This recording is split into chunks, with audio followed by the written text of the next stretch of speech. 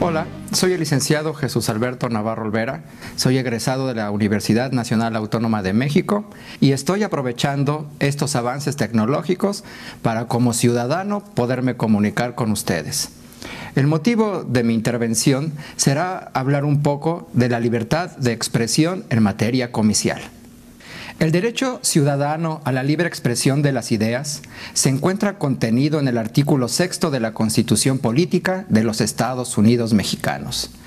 Esta garantía política, denominada de esta manera por la doctrina jurídica clásica, desde el punto de vista axiológico, es un derecho individual que ubica a México, al menos de forma, dentro de un supremo ideal de república democrática y representativa, en donde la libertad en general y la facultad de nosotros los ciudadanos para que podamos expresar nuestras ideas dentro de un determinado contexto se transforman en uno de los pilares más importantes que sustentan el andamiaje jurídico y ético de la actividad político-electoral.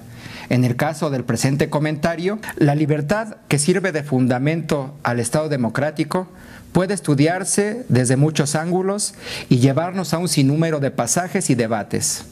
No obstante, hablar del cúmulo de libertades de nosotros los gobernados nos ayuda a entender que el exceso en el ejercicio de un derecho puede lesionar la esfera jurídica de otros entes de derecho.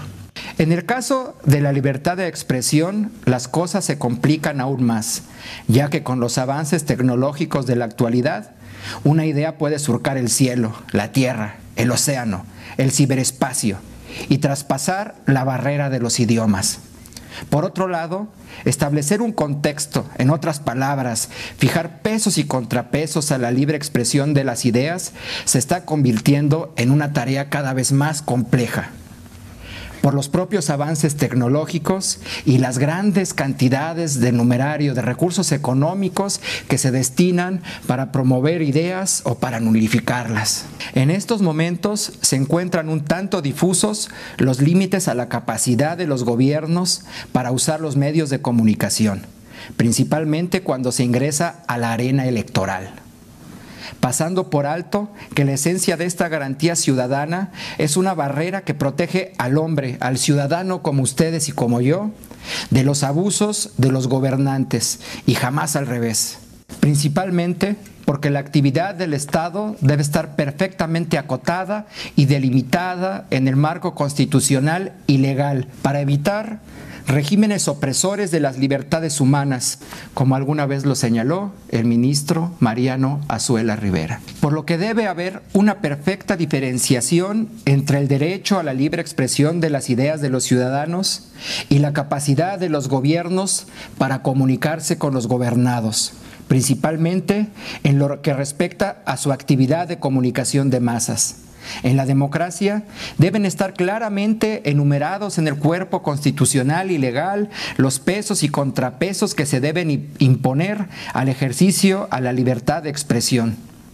La actividad estatal, además, debe ser muy clara en lo que se refiere al gasto público en este rubro, ya que fácilmente se puede empalmar el desarrollo o la implementación de las actividades proselitistas con las actividades publicitarias de los gobiernos, afectando contundentemente la equidad en la contienda política al traspasar la delgada línea que separa lo ético y lo legal, de la natural aspiración a vencer en los comicios. La actividad comunicadora de los gobiernos debe estar plenamente acotada y justificada desde el plano presupuestario, basada en el más alto ideal republicano, para que no se avasalle jamás a la democracia misma. Limitar la libertad de expresión o anularla acalla la vox populi, dejando al pueblo amordazado y en las garras del absolutismo, del despotismo o de un régimen autoritario. Abolir este derecho o limitarlo con visos autoritarios equivale, sin lugar a dudas, a secuestrar el alma de un pueblo, de una nación, de la sociedad civil. En este sentido, en la actividad política electoral cobra una importancia trascendental, al grado que desde la época del partido oficial se contaba con jurisprudencia al respecto, en donde se señala qué se debe entender por libertad de expresión, con lo que se le daba una dimensión práctica al precepto constitucional. En los albores del año 2000, la comunicación de las ideas de los seres humanos ha dejado de tener fronteras, por lo que los conceptos de soberanía son frecuentemente rebasados por el flujo de la información.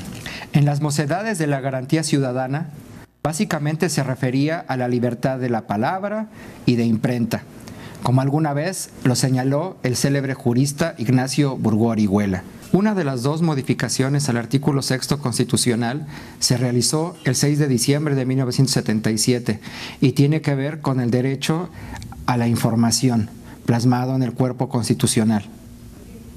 Este derecho es muy importante y no tiene que ser malentendido. Es un derecho ciudadano. Es decir, a través de este precepto constitucional, nosotros los ciudadanos tenemos el derecho de estar informados y de saber cuáles son todas las acciones de gobierno, desde oficios, desde políticas públicas, desde información financiera de las finanzas públicas nacionales. Y jamás al revés, es decir, nosotros los ciudadanos debemos tener claro qué es lo que queremos saber de la actividad gubernamental y no permitir que los gobiernos sean quienes decidan qué es lo que nosotros debemos saber. Uno de los aspectos más importantes de la libertad de expresión tiene que ver con la libertad de expresión de los gobernantes, principalmente por los grandes recursos económicos con que cuentan los estados. Por otro lado, en tiempos electorales puede resultar que la difusión de obra pública o la difusión de la imagen del gobierno en turno se empalme con las campañas políticas del partido al que pertenece el gobernante, afectando gravemente la equidad en los comicios. No obstante las modificaciones del entramado jurídico que permitió la existencia de la dictadura perfecta en México, el sistema de comunicación social del Estado hegemónico no ha sido desmantelado. Y ese es el principal temor de los actores políticos en nuestro país. No olvidemos que el sistema político mexicano está basado en la desconfianza mutua. Es por ello que la actividad política del jefe del Ejecutivo, ya sea federal, local o municipal, debe ser socializada entre los actores políticos en su conjunto. Debe haber reglas claras, deben ponerse de acuerdo y dichas reglas se deben respetar por el bien de México y por el bien de la democracia. Las cosas se complican un poco más cuando entramos a la arena política, cuando entramos a las campañas políticas. Es decir, en este sentido, los candidatos a puestos de elección popular deben tener un abanico más grande de posibilidades para poder convencer a sus electores, para poder ofrecer sus plataformas políticas, siempre y cuando cumplan con no desbordar el marco constitucional. Es decir, está prohibido que quieran levantar a la gente en armas en contra del gobierno, está prohibido que promuevan delitos, está prohibido que calumnien y difamen a sus oponentes. Si se respetan fundamentalmente estas características, la libertad de expresión de los candidatos debe ser lo más amplia que se pueda. Además, el origen, monto y destino de los recursos que usen para poder financiar sus campañas debe ser claro, para evitar que dineros de origen obscuro ingresen a las campañas políticas. Para culminar, la libertad de expresión es un bien que todos los mexicanos tenemos. Es algo que debemos guardar, que debemos atesorar. Es el legado de nuestros héroes, es el legado del derramamiento de sangre. Es un bien supremo que debemos proteger si queremos seguir en un régimen democrático. Muchas gracias. Mi nombre es Jesús Alberto Navarro Olvera y espero que les haya resultado interesante mi comentario.